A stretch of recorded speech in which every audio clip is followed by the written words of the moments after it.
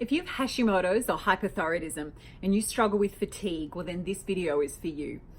I'm talking about waking up not feeling energetic even after a beautiful night's sleep, then feeling a little bit more energy during the day, crashing mid-afternoon, feeling really tired in the afternoon, then regaining a little bit of energy around dinner time and after, and actually feeling at your peak, at your most energetic at night. So this one's for you, night owls. So if that is your pattern of energy and fatigue, I want to talk about how it is that hormones are hijacking your energy and your wellness and what you can do about it. So, hi, my name is Sonia and I help women who are fatigued, frazzled and foggy regain their energy, their vitality and their lust for life. I'm a clinical nutritionist and naturopath. So we're talking today about the hormones cortisol and melatonin. And cortisol is your wake up in the morning and feel great and get a heap of stuff done when you want to get it done. And then melatonin is your I'm able to wind down and fall asleep and have a beautiful restful night's sleep. So if you're actually finding that in the morning you're walking around feeling really sluggish and you might even be lying in bed shouting at yourself, get up, but you can't. When you do get up, you have a shower, but you have to sit down afterwards because you're exhausted, or you feel like you're dragging your legs through the day. And really you only feel better at lunchtime, but then you crash in the afternoon and you feel exhausted. And if you could fall asleep, you would. And then you actually have that second burst or that second wind in the evening. You more than likely have been experiencing long-term chronic stress. And the energy level that you're experiencing is really as a result of that long-term chronic stress. And when I say that to my clients, often they'll say to me, but hang on, I'm not stressed. I've got a job I love my partner, my kids are great, or the kids have moved out of home. There are no stressors in my life. And so that's a bit of confusion between what the word stress means. So stress can absolutely be mental stress, financial stress, the stress of a job you don't enjoy or working in a team that you don't feel supported in, the stress of relationships, children, all of that is stress. But also there are physical things that cause you to feel stress. So not mental stress, but physical stress. So an undiagnosed condition for a long period of time, having a food intolerance you don't know about, having some nutritional deficiencies you don't know about, not being on the right amount of thyroid hormone. All of those things can cause long-term chronic stress. And there was a really interesting theory that was created a couple of years ago 100 years ago or more, about a man by the name of Hans Selye. And he talked about what our bodies do when they're initially exposed to stress, when the stress goes on for a long time and when it's gone on for years and years and years, and how these hormones, cortisol, melatonin, and also another stress hormone called adrenaline, they kind of ebb and flow, they increase and decrease over time as you go through long-term chronic stress. And often you end up in this place of being tired in the morning, tired in the mid-afternoon, and then a burst of energy at night. And the thing is, if you let that go for too long, unfortunately, you usually end up losing that burst of energy at night and just feeling tired all the time. And that is a miserable place to end up. Let me tell you, having lived that for around 5 years of my own life with Hashimoto's hypothyroidism. But the good news is it does get better. And the even better news is there's a lot of things that you can actually take control of and do in your life and that are really straightforward and don't cost you any extra money, don't really cost you any extra time, just some mindfulness and thought and some attention to a few different things. So let's go through those, and I'll do those first. And then I want to talk about the supplements and the herbs that you can use, because supplements and herbs are really powerful and useful here as well.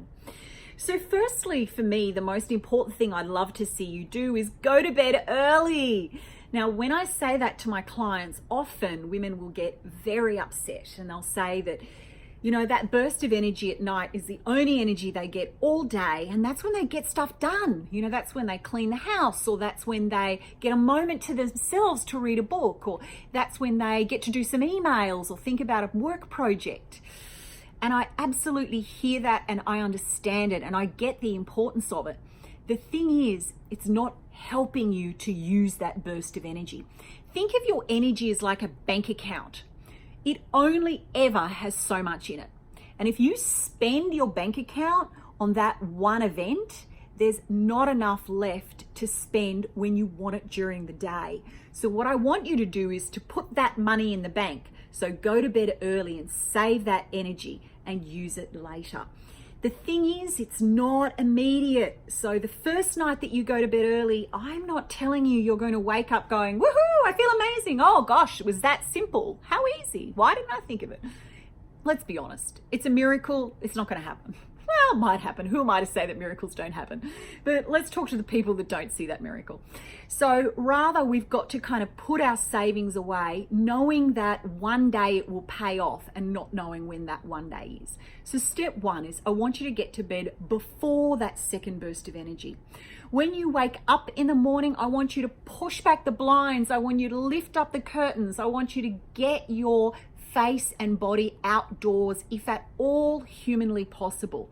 So if you live in a very cold climate, it might be as simple as standing in front of your window and face the sun. Now, never look at the sun, that's dangerous, but you can certainly turn your face to face the sun. Never wear glasses or a cap when you're doing this, because you actually want the sun to kind of filter in to the eye area. If you exercise in the morning, get outdoors without a cap and sunglasses and let the benefit of the sun work for you there. If you don't exercise in the morning, take your morning water with lemon juice in it while you're sipping your thyroid medication and stand outdoors or stand in a window. And if you're in a climate where you just don't see the sun in the morning, I really want you to invest in some blue light or a light box that you can shine in the morning to let your body know that it's morning and it's time to wake up. You would be really astounded by the research that's been done on the power of sunshine in actually helping our hormones do what they need to do for us. So they're the lifestyle measures, and they're the big ones, and I don't underestimate them. They're easy for me to talk about, but they are actually hard to put into play in your daily life. Trying to move your sleep forward at night can be quite difficult. Just think about moving it forward in terms of 15-minute increments. What do I mean by that? So if you normally go to bed at 10 o'clock, maybe just try to go to bed at 9:45 for a week or two, and then try 9:30 for a week or two, and then try 8:45. Move it gradually forward until you're getting into bed at a time that is actually working for you. Then the lifestyle remedy is, and this one's probably the hardest one to do, is to, when you feel tired, actually have some exercise. So at 3 o'clock in the afternoon, when you're having that massive crash, if you're able to do it in the environment within which you live, I'd love you to get outdoors and just walk around the block. I don't need you to go for a jog or ride a bike or go for a run. I mean, if you want to, why not? But just getting outdoors into the fresh air, inhale, get some beautiful air into your lungs, get some breeze on your face, look at the sun, can really work absolute wonders with our energy. For some people who are chronically fatigued, that's not available to them or based on their climate. So in those circumstances, I actually want you to sit down and meditate. So find a meditation app that you like on your smartphone, block yourself out in a work calendar, take your phone and a headset into a toilet cubicle and sit in there and do a quick meditation. I mean, needs must, right? If that's what you've got to do, that's what you've got to do. If you're at home and you're able to, I want you to lie totally flat. So head, neck, shoulders, back, butt flat. And then if your lower back is sore, you might want to put your legs up against a wall or just put a little arch in your knees. So put your knees up, but just keep your neck and your shoulders and your back actually flat. Put something heavy on your eyes, like a weighted tissue. A beautiful meditation pillow is great here, but you don't need it. You could use a face washer that's slightly damp if you're not wearing makeup, and put that over your eyes. And then just lie there for a couple of minutes and do some beautiful breathing and just stay in that space. If you find that when you do that, your brain goes crazy, your brain goes, oh my God, get up, you've got to do, maybe put a headset in with some relaxing music or a meditation app. if you're able to do that. So they're your lifestyle remedies for trying to gently encourage those hormones to get back into balance and stop hijacking your health and energy. Let's now talk about herbs and supplements, because these play a key and vital role. And this is really the key in terms of quick recoveries. During the day, I want you to have a very strong B vitamin. And if you do have Hashimoto's and hypothyroidism, I want you to be very careful that the B vitamin you have, where the B's are in their activated forms. So you're not seeing on the list of ingredients B9 folic acid. You're actually seeing B9 folinic acid or methylfolate. And so that will tell you that it's an activated B vitamin. Why activated? Well, it's just easier for your body to use, right?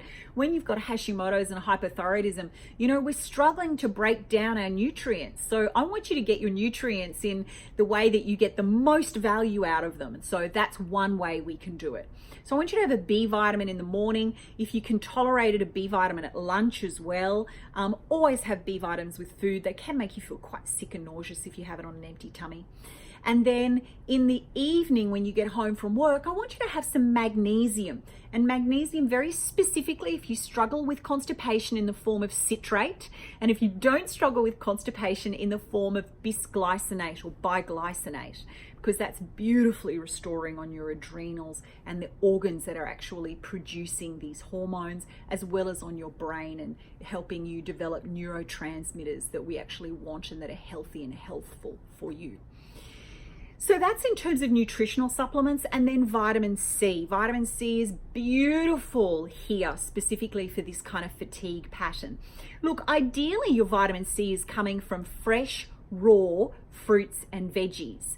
Not dried, not cooked, but fresh and raw. Fresh, raw veggies and fruit are brimming with beautiful vitamin C. And I'd love you to have like a carrot every hour, or a stick of celery the whole way through the day, or maybe some grated beets and beetroot, brightly colored fruits and veggies. If you tolerate tomatoes, pop a little cherry tomato in every half hour.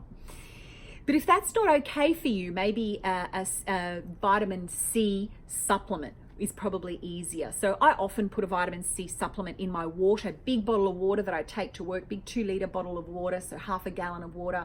And then I pop some vitamin C powder in the morning, and then all day I just sip that, and that just flushes my body full of vitamin C. And I do that when I'm starting to feel that wake up feeling tired, afternoon crash, nighttime energy peak pattern happen. And then finally, the herbs that I promised that I would tell you about. So herbs, I want to break your day up into two areas for herbs. There's herbs that we want to use in the morning to lift your energy up, and there's herbs that I want you to use at night to calm your energy down and to help us really rebalance your day so it's higher in the morning and lower at night the way we want it to be.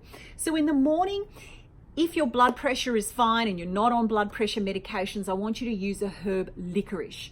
If licorice is not available to you because you're on blood pressure medications, or you know that you have hypertension or high blood pressure, then I want you to use a herb called Siberian ginseng or Eleutherococcus. It's a crazy name. I'll make sure it's up on the screen at the same time as I'm saying this. So, and if your blood pressure is fine, you can use both. So I use licorice and Eleutherococcus or Siberian ginseng myself together when I get to work, and it really gives me that beautiful lift that coffee used to give or a soda used to give. And then in the afternoon, when you get home from work, I want you to think about a herb called ashwagandha or withania. And it's the same herb, it's just called ashwagandha in the US, and in Australia here we call it withania, but it's the same herb. And it's a good herb for helping you wind down and cope with the stress in the evening. And I just think that's beautiful for thyroid types in the afternoon, when we can feel quite tired but wired as the night goes on. So we've talked about lifestyle remedies, lots of sunshine in the morning, and if you don't have sunshine, a blue light or a light box. Getting to bed early, I know that sounds devastating, but it is the key. I'm not promising you a miracle, but it's very helpful. Doing something in that 3 p.m. Crash time, if you can, lying flat. If you can't, meditating or listening some beautiful relaxing music if you don't want to meditate. Just pop a headset in with something really chilled out. just take a moment for that. If you can, get outside and get some fresh air and a bit of a walk. And then in terms of nutrients, vitamin C is key. Brightly colored fresh fruit and veg, beautiful all day long, or a vitamin C supplement. Lovely strong B vitamin in the morning, some magnesium at night. And then in terms of herbs, licorice if there's no blood pressure issues, plus Siberian ginseng, which is also called Eleutherococcus, or at night withania, which is also called ashwagandha. Look, obviously, let's be honest about this. I can't give you an individual recommendation. You know, you need to make sure that you're seeing a trained nutritionist or a naturopath, or you're going somewhere for qualified advice, because there are contraindications for literally every nutrient and herb out there in the universe. But if you know the sort of things that are helpful, you can then go and do that little bit of extra research to make sure that they work for you. I would love to hear your questions. Please put some below in the comments, because let's keep this conversation going about how to have vibrant energy and vitality when you have thyroid or a Hashimoto's concern. Until we speak again, see you later. Stay well. Bye-bye.